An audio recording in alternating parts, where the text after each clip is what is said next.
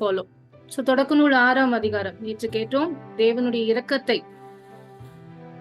அவருடைய நீதியின் சேர்த்து ஒளிர செய்கிறது. இந்த அதிகாரம் நீதி மற்றும் கீழ்ப்படிதலின் முக்கியத்துவத்தை அடிக்கோடிட்டு காட்டுகிறது. நோவா முன்மாதிரியாக இருந்தபடி வரவிருக்கும் பேரழிவின் மத்தியில் நம்பிக்கையை அளிக்கிறது. சீர்கெட்ட உலகிலும் கூட கடவுளுக்கு பிரியமான வாழ்க்கை வாழும்படி நம் ஒவ்வொருவரையும் இந்த அதிகாரம் வரவேற்கிறது. 7ஆம் அதிகாரம் வெள்ளத்தின் மூலம் சீர்கெட்ட உலகத்தின் மீது கடவுளின் நியாய தீர்ப்பை நிறைவேற்றுவதை விளக்குகிறது. அதே நேரத்தில் ரட்சிப்பின் கருப்பொருளை முன்னிலைப்படுத்துகிறது. ஏனெனில் நோவாவும் அவரது குடும்பத்தினரும் ஒவ்வொரு உயிரினத்தின் ஜோடிகளும் பேழையில் சேமிக்கப்படுகிறார்கள். ஒரு முக்கியமான வசனம் இந்த அதிகாரத்தில் 7ஆம் அதிகாரம் 1ஆம் வசனம் நம் ஒவ்வொருவருக்கும் இன்று ஆண்டவர் கூறக்கூடிய வசனம் என்று நாம் எடுத்துக்கொள்ளலாம். தேவன் நம் ஒவ்வொருவரையும் அழைக்கிறார், பேழைக்குள் வாங்கள் என்று. ஏனென்றால் பேழைக்கு வெளியே எந்த நம்பிக்கையும் இல்லை. துன்மார்க்கமான உலகத்தில் நாம் வாழ்ந்து கொண்டிருக்கிறோம். ஆண்டவர் நம்மை அழைக்கிறார். அவருடைய பிரசன்னத்தில், அவருடைய பாதுகாப்பில் நாம் வாழ வேண்டும் என்று அவர் விரும்புகிறார். நாம் அவர் அழைப்பை ஏற்று பேழைக்குள் வருகிறோமா என்பது இட் இஸ் அவர் டிசிஷன். 8ஆம் அதிகாரம் தேவன் நோவாவையும் அவனுடனே கூட பேழையில் இருந்த சகல ஜீவ சந்துகளையும் சகல மிருக ஜீவன்களையும் நினைத்தருளினார். தேவன் பூமியின் மேல் ஒரு காற்றை உண்டாக்கினார். ஜலம் குறைந்தது.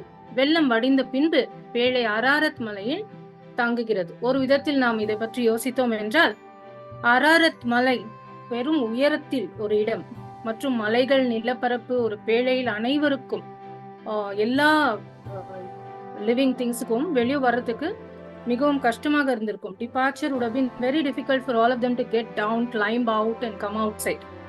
ஆனால் பின்னர் பேழையை ஆயிரக்கணக்கான ஆண்டுகளுக்கு பாதுகாக்கப்படக்கூடிய இடத்தில் வைப்பதுதான் கடவுளுடைய நோக்கமாக இருந்திருக்கலாம்.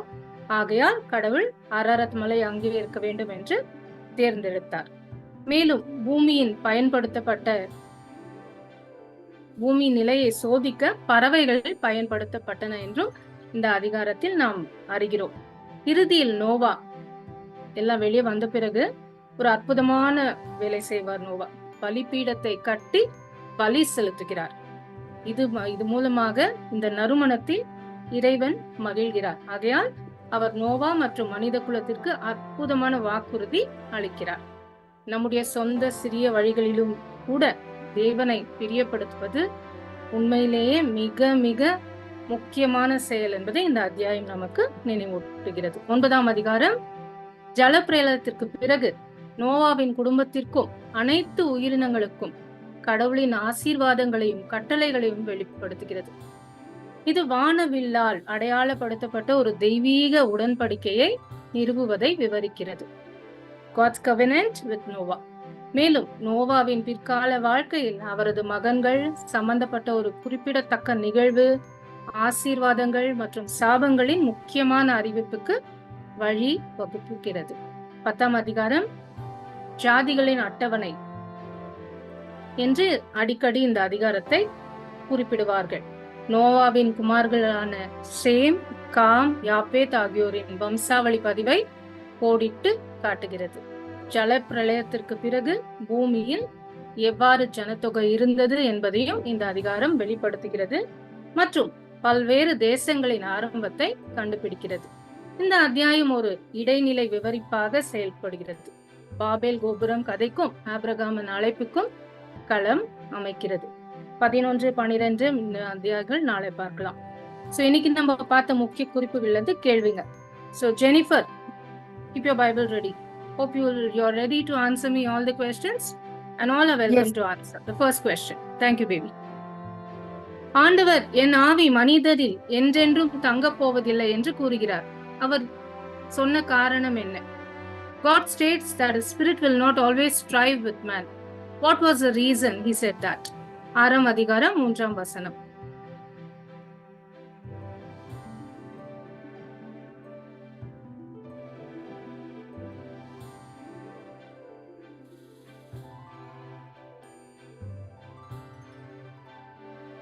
You have to read out the answer. You have to unmute or anybody gets the answer can read out. Wait a question, 1 second, ma'am. அப்பொழுது ஆண்டவர் ஆண்டவர் அப்பொழுது ஆண்டவர் என் ஆவி தவறிழைக்கும் மனிதனில் என்றென்றும் தங்கப் போவதில்லை. அவன் வெறும் சதைதானே, இனி அவன் 120 ஆண்டுகள் வாழ்வான் என்றார். Very good. அவன் வெறும் சதைதானே. ஆகையால் question is, ஆண்டவர் என் ஆவி மனிதனின் மேல் என்றென்றும் தங்க போவதில்லை என்று ஏன் கூறினார்? So answer is கரெக்டா அவங்க படிச்சாங்க. அவன் வெறும் சதைதானே, என் ஆவி தவறிழைக்கும் மனிதனில் என்றென்றும் தங்க போவதில்லை, அவன் வெறும் சதைதானே என்று ஆண்டவர் கூறுகிறார். கரெக்ட். தேங்க்யூமா. Next question. மனிதனின் துன்மார்க்கத்திற்கு கடவுளுடைய பிரதிபலிப்பு என்னவாக இருந்தது? What was God's reaction to the wickedness of man? Genesis 6:6. தொடக்க நூல் 6:6.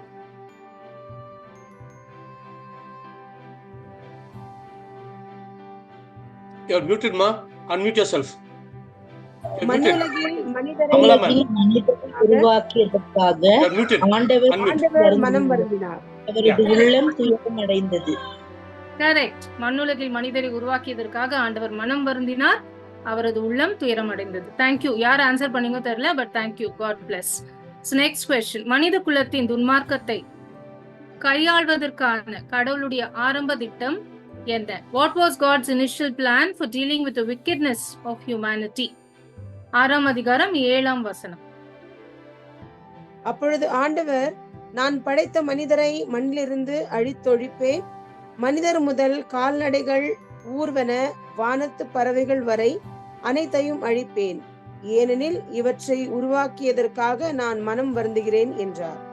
Perfect. ஆண்டவர் மனம் வருந்துகிறேன் என்று எல்லாவற்றையும் அழிக்க வேண்டும். ராணி ma'am, please allow the child to say it. and அவங்க சொல்ல முடியல, நீங்க சொல்லுங்க. கொஞ்சம் 2 நிமிஷம் டைம் கொடுங்க. Yes. Let them also learn something, please. Amla, you have to unmute and answer. Yeah. We are giving Unmute and keep it ready. You are muted now. Family. Yeah, better. Big chance. But நீங்க answer பண்ணனா வேற யாராவது answer பண்ணுவாங்க. So நீங்க unmute பண்ணி answer பண்ணுங்க. Okay. 2-3 நிமிஷத்துல நமக்கு கால் கட் ஆயிடும் கூட. Okay, next question. இது நான் வாக்கியெல்லாம் சொல்ல மாட்டேன், நீங்க சட்டுன்னு ஆன்சர் பண்ணணும். ஆண்டவருடைய அருள் பார்வை யாருக்கு கிடைத்தது? Who found favor in the eyes of the Lord? You just have read one great personality. Noah. Noah, correct. He found favor in the eyes of the Lord. Thank you. Correct. Next question. கடவுள் ஏன் நோவாவை பேழைக்குள் அழைக்கிறார்? 7ஆம் அதிகாரம் 1ஆம் வசனம். Why does God invite Noah into the ark? அவர் நேர்மையானவராக இருந்ததால். Absolutely. He was நேர்மையானவராக இருந்தான். He was a righteous person. Very good. Next question. Very good. ஆண்டவர் கடவுளுக்கு கீழ்ப்படிந்து நோவாவின் செயல் எவ்வாறு விவரிக்கப்படுகிறது? 7ஆம் அதிகாரம் 5ஆம் வசனம். How does Noah's obedience is described? ஆண்டவர் கட்டளையிட்டபடியே நோவா எல்லாவற்றையும் செய்தார். Absolutely. Noah did all that the Lord commanded him. Very good. So next question. யார் பேழையின் கதவை மூடியது? 7ஆம் அதிகாரம். இது கூட ஈஸி, நான் சொல்ல மாட்டேன். Who shut the door to the ark? ஆண்டவர். God shut him inside. Very good. Next question. பறவைகள் பேழைக்குள் கொண்டு வரும்படி கடவுள் நோவாவுக்கு ஏன் கட்டளையிட்டார்? 7ஆம் அதிகாரம் 3ஆம் வசனம். Why did God command Noah to bring birds into the ark? And seven pairs of birds of the heavens, also male and female, to keep their offspring alive on the face of all the earth. Perfect. To keep the offspring alive. அவற்றின் இனங்கள் உயிர் பிழைத்துக் கொள்வதற்காக ஆண்டவர் பறவைகளை உள்ளே வரும்படி செய்தார். கர்த்தர். Next question. ஆண்டவர் தன் இருதயத்தில் என்ன சொன்னார்? என்னமோ நினைச்சார் ஆண்டவர் அவருடைய உள்ளத்தில். 8ஆம் அதிகாரம் 21ஆம் வசனம். What did the Lord say in his heart? 8:21. மனிதரை முன்னிட்டு நிலத்துக்கு நீ தப்பிக்கவே மாட்டேன், ஏனெனில் மனிதரின் இதயம் சிந்தனை இளமையிலிருந்தே தீமையை உருவாக்குகின்றது. Correct. Very good. Intentions of man's heart is evil.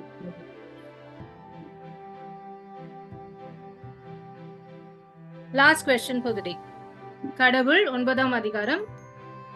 நான் இத வேர்ட் சொல்ல மாட்டேன், இது ஈஸி. கடவுள் நோவாவிற்கும் அவர் புதல்வர்களுக்கும் ஆசி வழங்கி கூறியது, பழுகி பெருகி என்ன செய்ய வேண்டும் என்று சொன்னார். God bless மண்ணுலகை Noah and his நிரப்புங்கள். sons. என்னம்மா? மண்ணுலகை நிரப்புங்கள். Very Perfect. good. God bless Noah and his sons, telling them to be fruitful and multiply and fill the earth. Very good. Thank you so much. So, ella answer panninga. Thanks to Jennifer and all of them who answered. God bless Thank you. and see you all Thank tomorrow. Take care. Good night. Thank Thank you. you. Thanks to Thank you. Milan family especially. Good night.